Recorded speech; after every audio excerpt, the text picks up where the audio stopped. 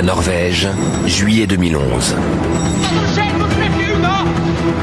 Une bombe explose en plein cœur d'Oslo, tuant 8 personnes. Quelques heures plus tard, sur une île à 40 km de la capitale, plus de 500 jeunes tentent d'échapper aux tireurs solitaires qui les traquent méthodiquement.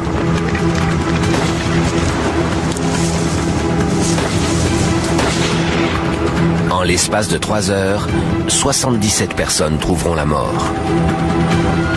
Et plus de 200 seront blessés. Comment un seul homme est-il parvenu à semer ainsi la destruction et la terreur? Pourquoi n'a-t-il pas été arrêté plus tôt?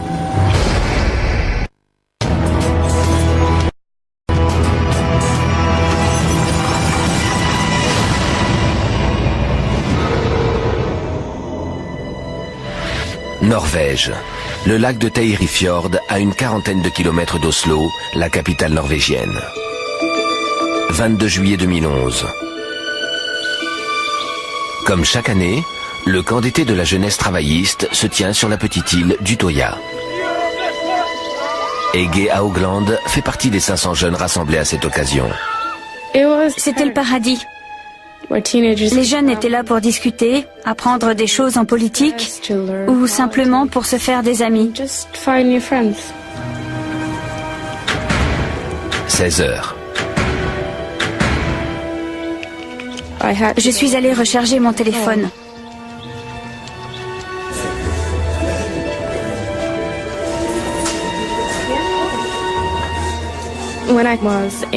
Dans le hall, j'ai appris qu'une bombe avait explosé à Oslo.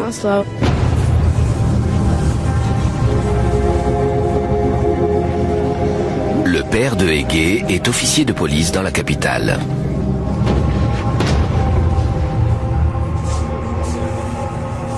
Papa? Tu vas bien, t'es où? Il y a eu un attentat, c'est ça? Il m'a dit qu'on l'avait appelé en renfort et qu'il ne fallait pas le déranger.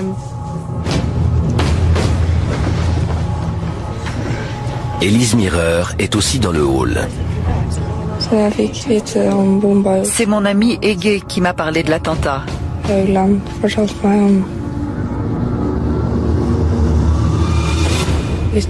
Puis on nous a annoncé qu'une réunion d'information allait avoir lieu. 16h30. Votre attention, s'il vous plaît. Les responsables du camp rassemblent les jeunes. Ils nous ont demandé de rester calmes.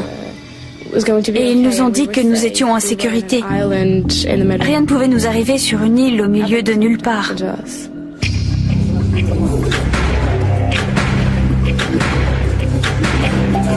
Johannes Dalen Giske a 21 ans. Il s'occupe du bateau qui fait la navette entre l'île et le continent. Il reçoit un appel sur son talkie-walkie.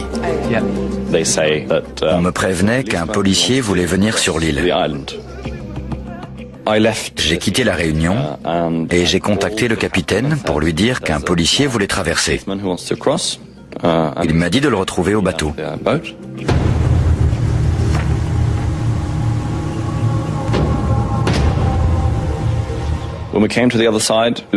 Arrivé de l'autre côté, on a vu que le policier portait un fusil énorme et qu'il avait un pistolet à la hanche.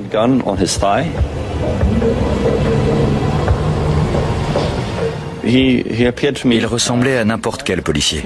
Je ne me suis pas posé de questions. Il a expliqué qu'il faisait partie de la police secrète et qu'il venait vérifier qu'il n'y avait pas de bombes sur l'île.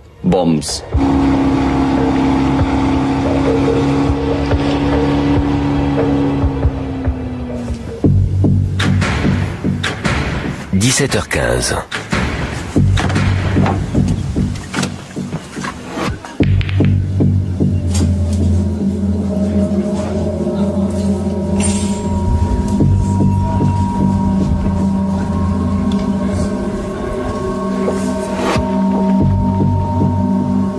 La directrice du camp et un vigile sont venus à la rencontre de l'homme.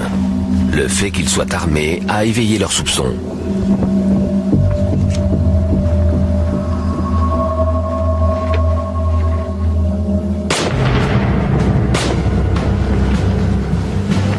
J'ai entendu des coups de feu.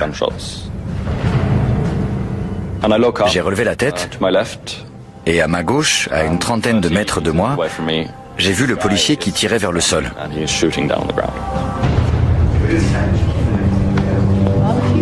À cet instant, Alexandra Peltré se trouve dans le hall avec Ege et Élise. On a d'abord cru que c'était des pétards ou un feu d'artifice.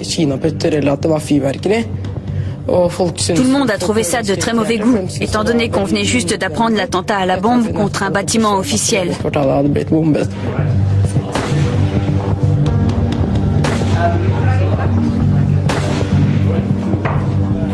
J'ai aperçu un policier qui avançait du côté du camping. Il était armé, mais il avait plutôt l'air de flâner. J'ai pensé qu'il était là pour arrêter ceux qui faisaient ça. Je me trompais.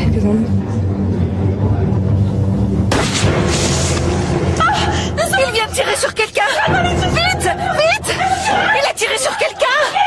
Tout le monde dehors! Par derrière! Ça a été la panique générale. Comme tout le monde, je me suis mise à hurler. Tout le monde dehors! Vite! Les gens couraient dans tous les sens, complètement paniqués.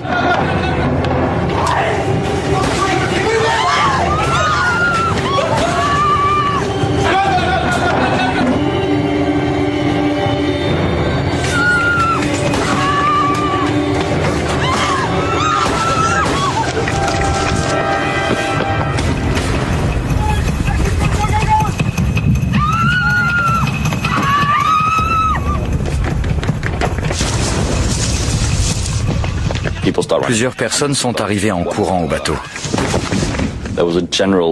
C'était la panique. Il fallait quitter l'île à tout prix.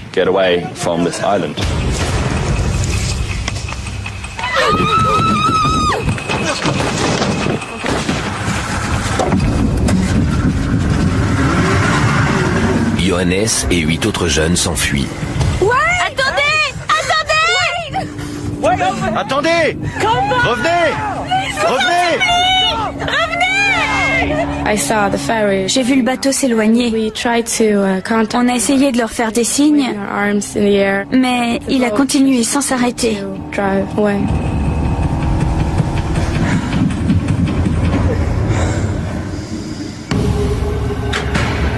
17h24. Plus de 500 personnes sont prises au piège sur l'île, séparées du continent par 600 mètres d'une eau glaciale.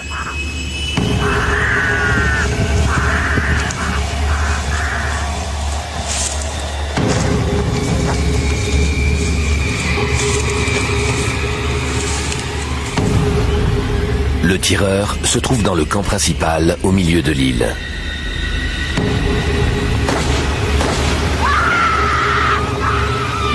Dans sa tente, Yuli Bremnes appelle sa mère.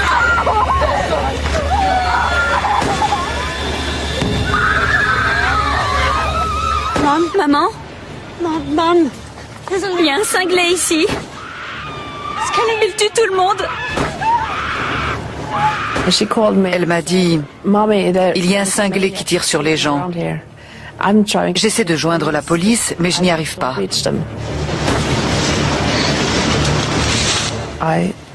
J'ai entendu à sa voix qu'elle était terrifiée.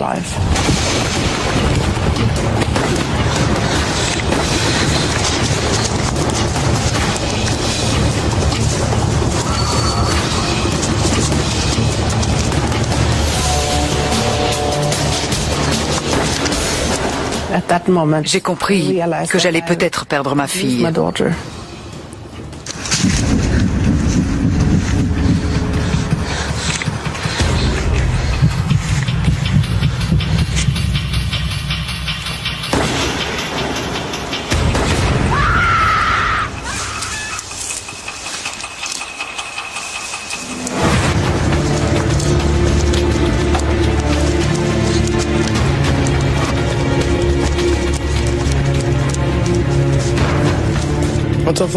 J'avais l'impression que ce n'était pas réel.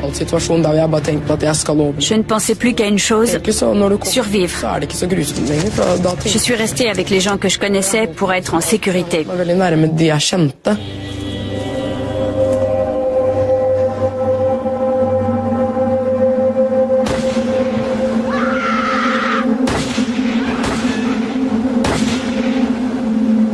Ça n'arrêtait pas de tirer.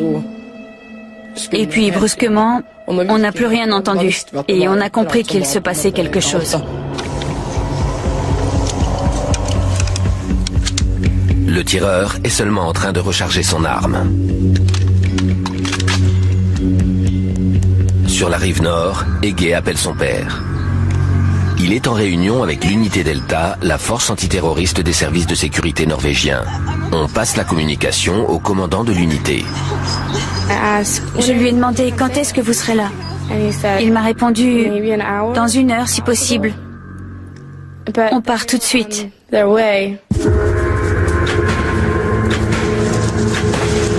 17h52.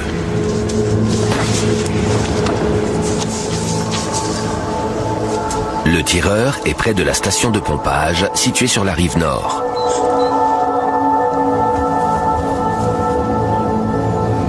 Élise est au téléphone avec sa mère.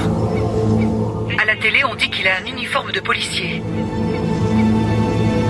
Elle craint qu'Élise ne prenne le tireur pour un vrai policier.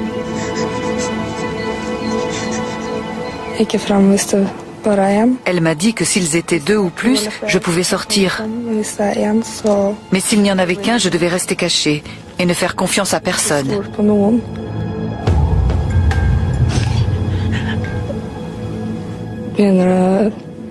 À ce moment-là, j'ai perçu un mouvement dans la forêt et j'ai raccroché. Tout va bien. Vous pouvez sortir. Vous pouvez sortir maintenant. J'ai décidé de sauter à l'eau. Je savais qu'il mentait.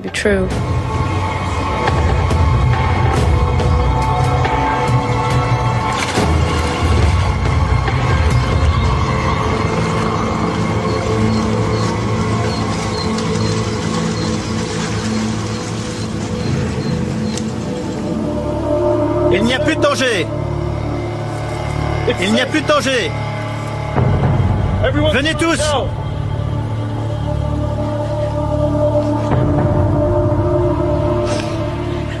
Je savais ce qui allait se passer.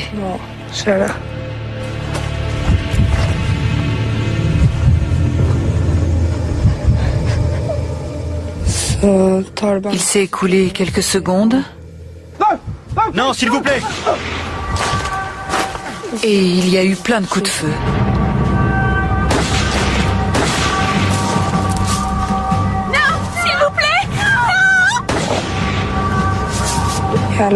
J'ai fermé les yeux et je me suis enfoncé les doigts dans les cheveux.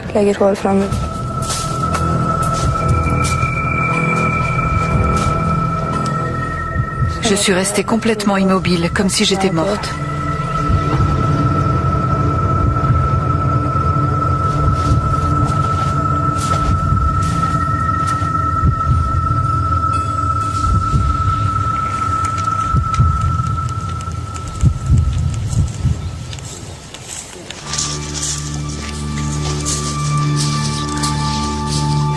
Quand je me suis relevée, je ne savais pas ce que j'allais voir.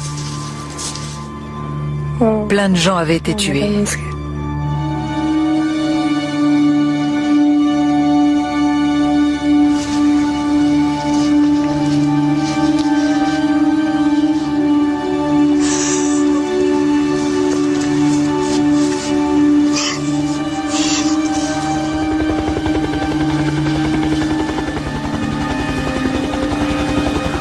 Ege fait partie des nombreux jeunes qui tentent de fuir l'île à la nage.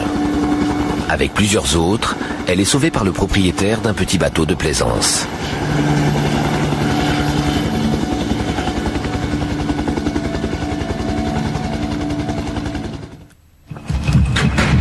« 18h15. Sur l'île, Yuli essaie toujours d'échapper aux tueurs.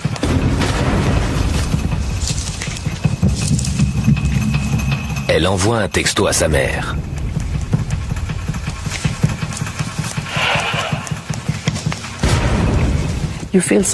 J'étais complètement impuissante, à des centaines de kilomètres de ma fille.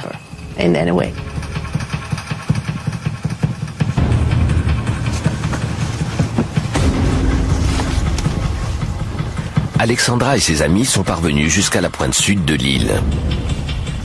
On a vu un hélicoptère arriver. Pensant que c'est la police qui vient les secourir, certains sortent de leur cachette. Ici! Au secours! Au secours! Au secours! Aidez-nous! L'appareil s'est légèrement incliné. Et on a vu des gens qui nous faisaient de grands signes. Mais l'appareil ne transporte qu'une équipe de télévision locale. Il finit par s'éloigner. Soudain, un homme a surgi. S'il vous plaît, à l'aide! Courez!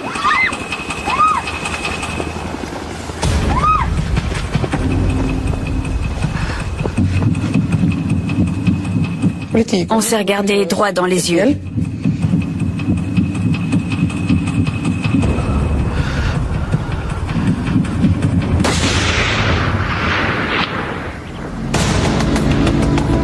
« 18h25. Un groupe de l'unité Delta approche de l'île. Tariq Levengen dirige les opérations. Mes hommes se dirigeaient vers l'appontement quand ils ont entendu des coups de feu du côté sud de l'île. Plusieurs personnes étaient rassemblées sur la berge.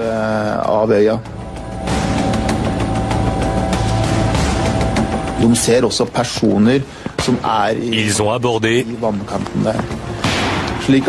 et aussitôt, ils ont foncé dans cette direction.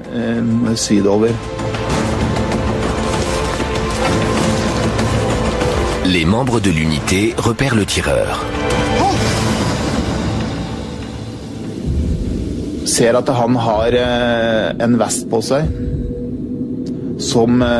L'homme portait un gilet très volumineux. Ils ont cru que c'était une ceinture d'explosifs. Il lui ordonne de s'arrêter. Il a continué à avancer vers mes hommes.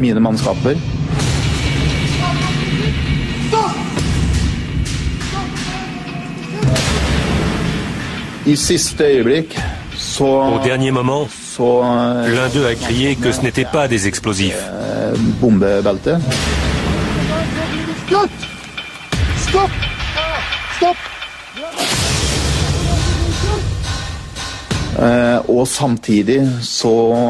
Au même instant, le tireur leur a obéi.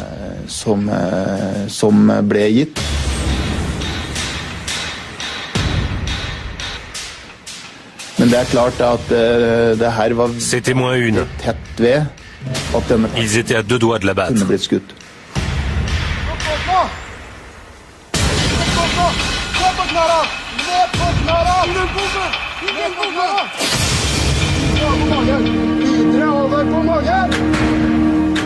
« 18h34.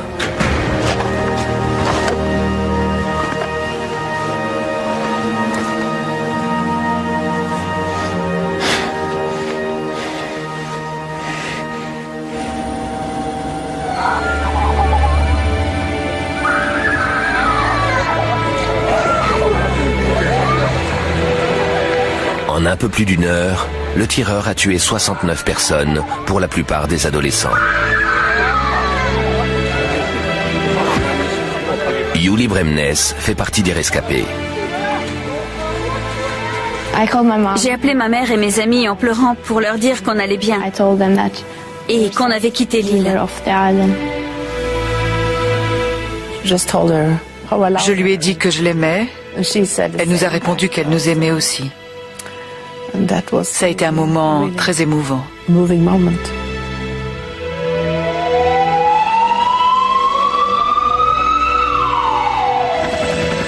Pour Alexandra, le cauchemar n'est pas terminé.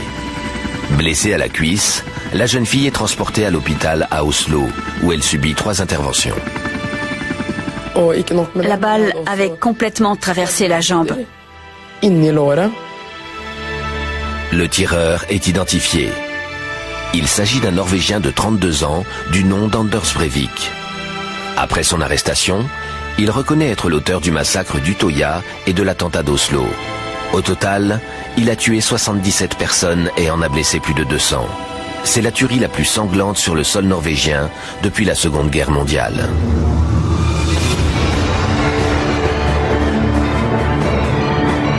retraçant le fil des événements qui ont abouti à ce 22 juillet 2011, nous allons vous révéler comment un seul individu a réussi à semer ainsi la mort et la destruction, et pourquoi il n'a pas pu être arrêté plus tôt.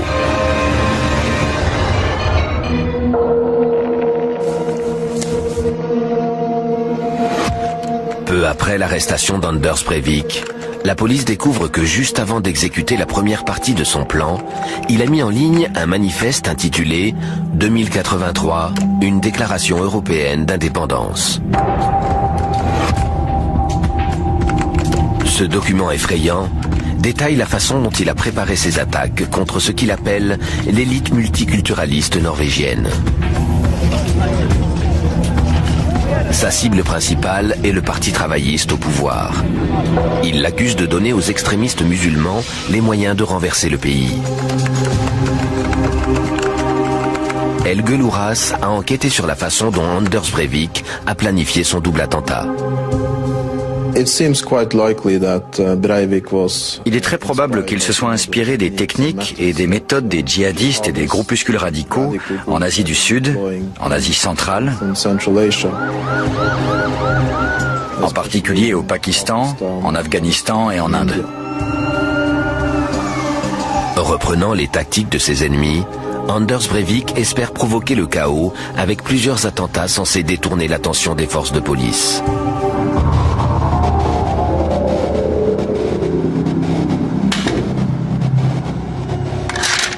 D'abord, il veut faire sauter le siège du Premier ministre en plein cœur d'Oslo. La bombe devrait déstabiliser le gouvernement et faciliter la réalisation de la seconde phase de son plan. Après l'annonce de l'attentat, les jeunes travaillistes rassemblés sur l'île d'Utøya ne se méfieront pas de l'arrivée d'un policier armé. La réalisation de ce plan nécessitait l'enchaînement parfait de nombreux éléments. Il a été capable de prévoir ce qui allait se passer. Et il a bien compris, comme il l'a dit lui-même, que ce serait difficile. 15 heures, le jour J.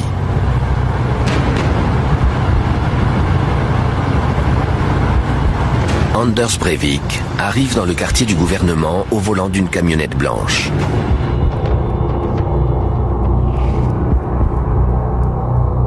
Agent de sécurité, Thor Inge Kristoffersen est chargé de la surveillance des caméras vidéo au sous-sol d'un bâtiment officiel.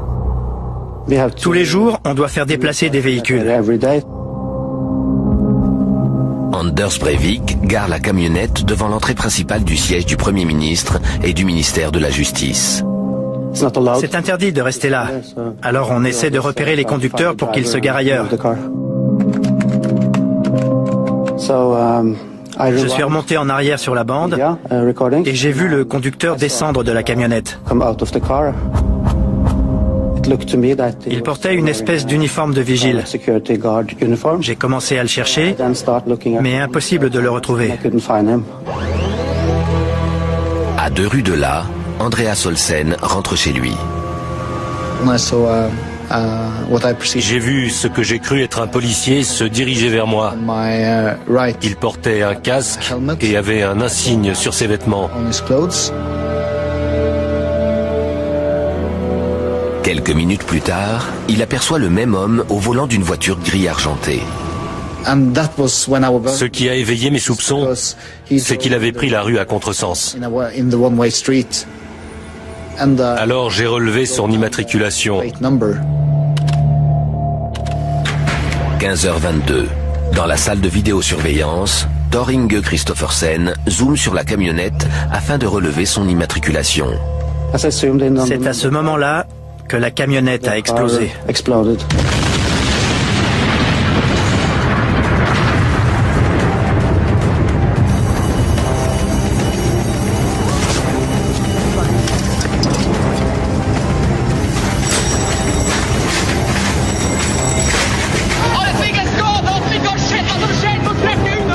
L'explosion est d'une violence extrême. Le chaos est total. 8 personnes sont tuées. Et plus de 200 sont blessées. Quand il apprend la nouvelle, Andreas Olsen fait le lien. J'ai tout de suite pensé, il faut que je prévienne la police. C'est peut-être important.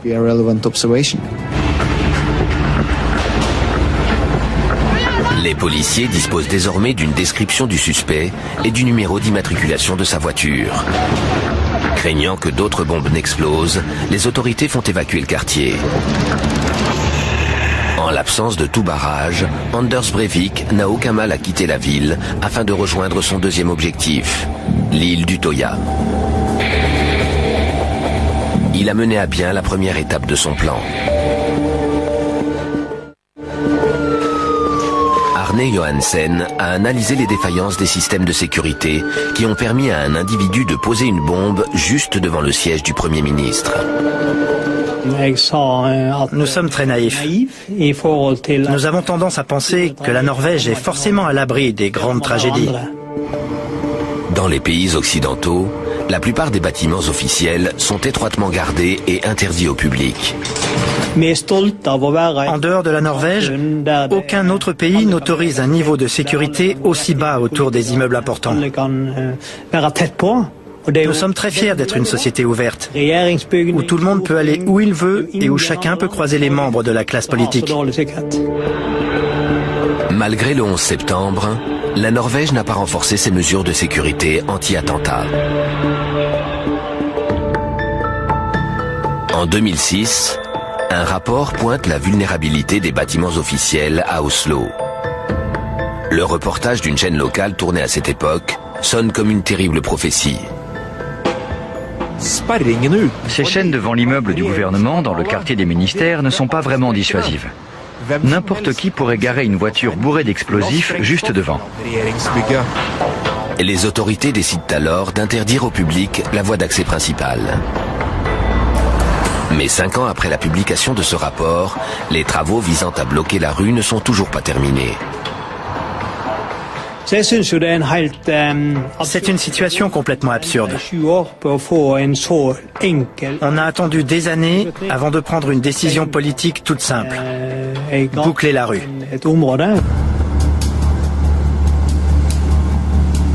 Pour Arne Johansen, ce retard illustre le manque de réactivité de la Norvège en matière de sécurité. C'est de la paralysie politique. Personne ne veut assumer cette responsabilité. Le 22 juillet 2011, la rue était toujours ouverte à la circulation. Anders Breivik a garé sans problème sa camionnette piégée devant l'immeuble du Premier ministre.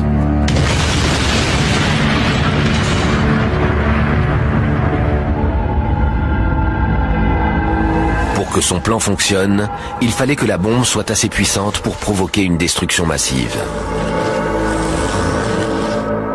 Dès le départ, il décide de fabriquer un engin de 950 kg à base d'engrais chimiques. Afin de financer son projet, il vend sur Internet de faux diplômes, ce qui lui rapporte plus de 600 000 $ qu'il répartit sur plusieurs comptes bancaires un peu partout dans le monde. En mai 2009, il fonde une entreprise agricole qui doit lui servir de couverture. Il peut ainsi commander 6 tonnes d'engrais sans éveiller les soupçons. Jusqu'en juillet 2011, un agriculteur pouvait acheter des engrais sans qu'il y ait la moindre vérification.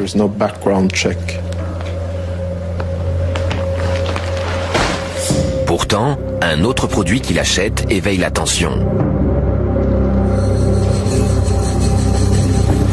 En décembre 2010, il se procure auprès d'un fournisseur polonais du nitrate de sodium, un produit qui entre dans la composition du détonateur.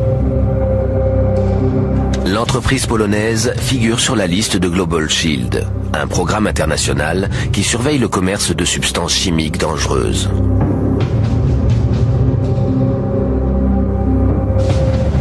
Huit mois avant l'attentat, Global Shield envoie un rapport au service de renseignement de la police norvégienne, le PST. Il comporte une liste de Norvégiens qui ont acheté des produits potentiellement dangereux en Pologne. Les services des douanes ont communiqué au PST une liste de 41 noms, dont celui d'Anders Breivik. Mais la personne qui suit l'affaire au PST part en vacances peu après avoir reçu ce rapport. Anders Breivik n'est ni interrogé ni inscrit au fichier des personnes à surveiller.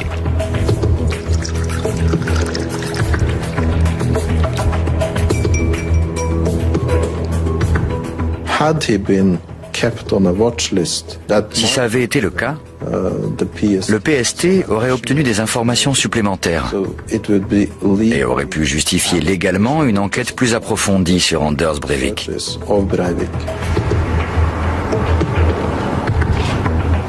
Celui-ci continue d'acheter de nombreux produits chimiques en Pologne. Si le service de renseignement l'avait su, il aurait été en mesure de lancer une enquête. Mais ce n'est pas le cas, et le PST oublie tout simplement Anders Breivik.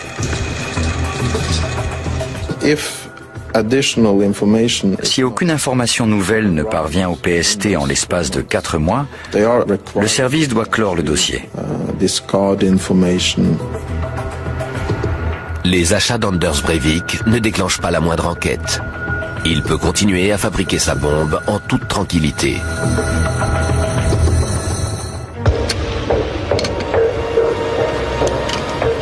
Il éveille pourtant l'attention une seconde fois quand il tente de se procurer un fusil automatique et un Glock. En Norvège, la chasse est une activité très répandue et beaucoup de gens possèdent un fusil. Mais les chasseurs ont rarement besoin d'un Glock. Pour obtenir un permis pour acheter ce genre d'armes, il faut s'entraîner régulièrement dans un club de tir sportif.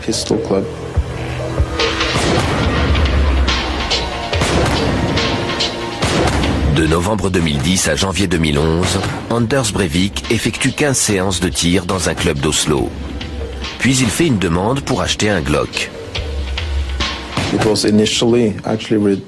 Sa demande a d'abord été rejetée par la police, qui l'a contacté pour lui demander plus de renseignements.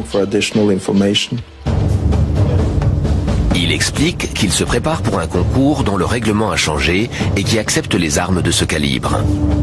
Ses dires sont confirmés par le club de tir. C'était la dernière occasion de stopper Anders Breivik avant qu'il ne mette son plan à exécution.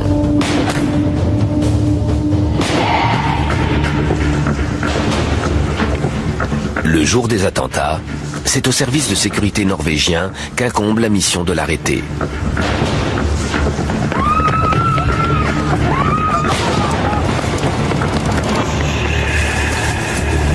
Après l'explosion de la bombe, ils apprennent qu'une fusillade a lieu sur l'île du Toya. Mais une heure après le début de la tuerie, la police n'est toujours pas arrivée sur les lieux. Chaque minute comptait. Le fait qu'il se soit laissé appréhender sans résistance prouve que la police aurait pu mettre fin au massacre en l'arrêtant tout de suite. De fait, le tireur aurait pu être arrêté plus tôt si les forces de police n'avaient pas rencontré des problèmes de transport et de communication.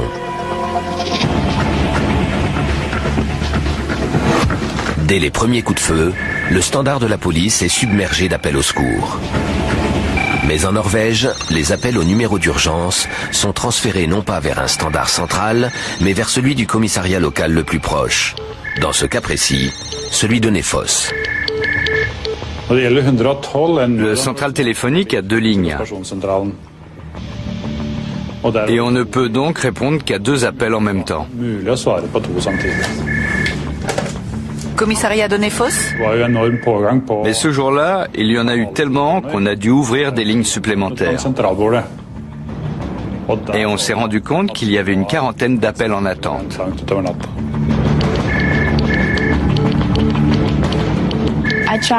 J'ai essayé de contacter la police à 3 reprises, sans succès.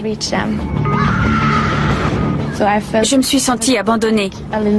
Personne ne nous entendait. Et je me suis demandé si la police avait été informée. Heureusement, un certain nombre d'appels ont pu être traités. 9 minutes après les premiers coups de feu, l'unité Delta est prévenue. Elle est en train d'aider les secours à installer un périmètre de sécurité sur le site du premier attentat. Désormais, sa mission prioritaire est de se rendre à Utøya et d'arrêter le tireur. Mais l'île se trouve à 40 km de la capitale et c'est l'heure de pointe. L'équipe d'intervention est ralentie par la circulation. Elle met plus d'une demi-heure pour arriver. Pendant ce temps, les jeunes sans défense sont coincés sur l'île. Sur le continent, certains habitants ont entendu les coups de feu et ne comprennent pas pourquoi la police tarde tant. J'espère que les flics seront bientôt là. Pourquoi on n'entend pas les sirènes? Pourtant, 2 policiers sont déjà sur l'appontement. Ils sont armés et ont toute autorité pour appréhender un tireur.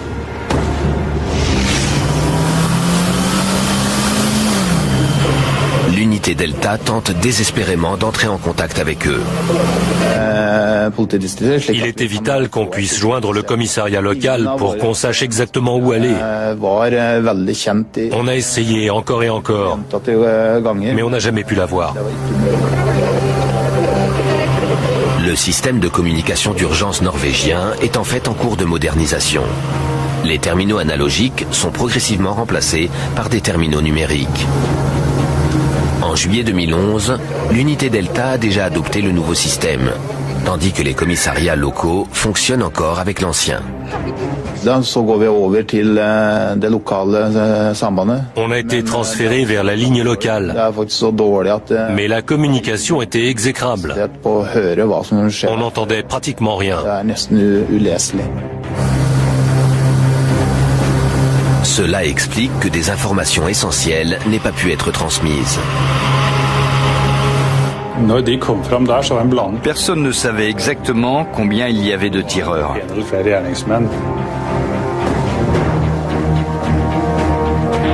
Les 2 agents qui se trouvent sur l'appontement pensent qu'il n'y en a qu'un seul. Mais l'unité Delta, qui est en contact avec certains adolescents piégés sur l'île, tente d'obtenir plus d'informations. Mon interlocuteur m'a demandé si j'avais vu l'individu et s'il y avait plusieurs tireurs. Le bruit de chaque coup de feu résonne à travers toute l'île. Terrifiés, les adolescents croient qu'ils ont affaire à plusieurs tireurs. Je lui ai répété ce que j'avais entendu dire. Ils étaient 4 et c'était des policiers. D'après ce qu'on avait compris, il y avait entre 3 et 5 tireurs sur l'île.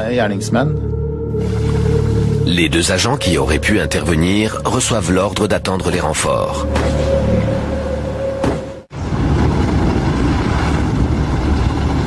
L'incapacité des forces de l'ordre à évaluer précisément le danger a eu des conséquences tragiques. Convaincu d'être face à plusieurs tueurs, l'unité Delta décide d'envoyer 23 hommes armés sur l'île. Le bateau qui assure la navette ayant disparu, ils embarquent à bord du canot de la police locale. Il n'y a qu'un seul canot pour tout le district de Nordre Buskerud. Beaucoup d'hommes se sont dépêchés de monter à bord. Mais il n'y a que 10 places. Ils étaient trop nombreux. Au bout de 200 mètres, le canot s'arrête. Il était trop chargé. Il a commencé à prendre l'eau quand ils ont essayé de faire marche arrière. Et le moteur est tombé en panne. Tandis que sur l'île, le massacre continue, l'équipe d'intervention est immobilisée au milieu du lac. C'est un bateau civil qui vient à sa rescousse. Ça a retardé leur arrivée. Et pendant ce temps, d'autres jeunes ont été tués.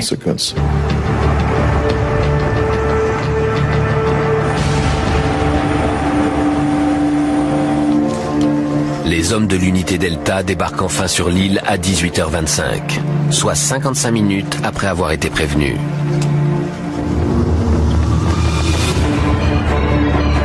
Notre enquête a permis de mettre au jour les défaillances et les erreurs de jugement qui ont entraîné la mort de 77 personnes et fait plus de 240 blessés.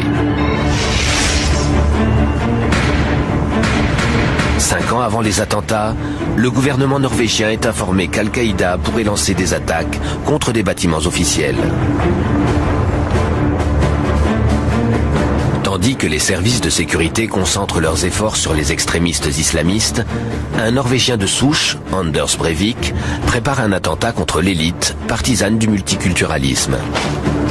4 ans plus tard, il entreprend de fabriquer une bombe et réunit un véritable arsenal. Les services de renseignement ignorent la menace venue des rangs de l'extrême droite. Anders Breivik poursuit ses préparatifs sans être inquiété. 1h16 avant le drame. Anders Breivik envoie par mail son manifeste à des membres de l'extrême droite dans le monde entier. Puis il se prépare un cocktail de produits dopants avant de passer à l'acte. 9 minutes avant l'explosion, il arrive au cœur du quartier du gouvernement au volant de sa camionnette.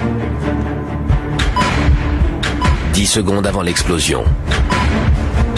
L'agent de sécurité zoome sur le véhicule.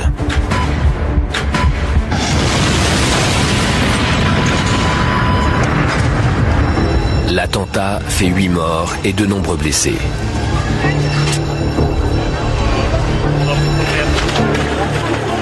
Alors que les forces de police convergent vers le site de l'explosion, le terroriste est déjà en route pour Utøya. 17h20. 2 heures après la première attaque, Anders Breivik débarque sur l'île et commence à tirer.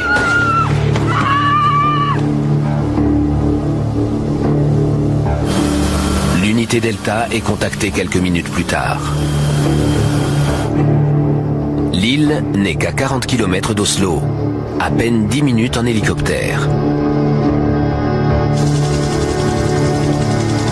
Mais l'unité Delta n'en possède pas et doit compter sur les appareils de la police ou de l'armée. Ce 22 juillet, aucun n'est disponible.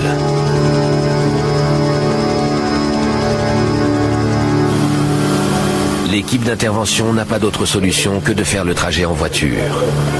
Les problèmes de communication retardent l'équipe d'intervention et pendant plus d'1 heure, sur la petite île, le carnage se poursuit. Le commissariat local est submergé d'appels au secours. Anders Breivik lui-même a affirmé avoir tenté de le joindre à 10 reprises pour se rendre. La police n'étant toujours pas arrivée, il continue son massacre. D'après les estimations des forces de sécurité, les problèmes de transport et de communication ont retardé l'équipe Delta d'environ 16 minutes.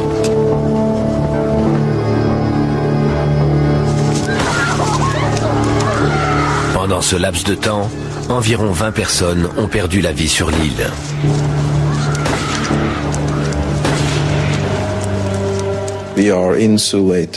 En Norvège, on est isolé de la dure réalité du monde. Les gens se comportent comme des somnambules. Et forcément, le réveil est brutal. En mars 2012, la police et le PST ont reconnu avoir commis des erreurs et ont présenté publiquement leurs excuses pour ne pas avoir arrêté Breivik plus tôt. Au nom du PST, je vous prie de nous excuser de ne pas avoir pu empêcher ces attentats. Le gouvernement norvégien a augmenté le budget des services de renseignement et amélioré les moyens de communication et de transport des services de sécurité. Anders Breivik a été mis en examen pour terrorisme et assassinat.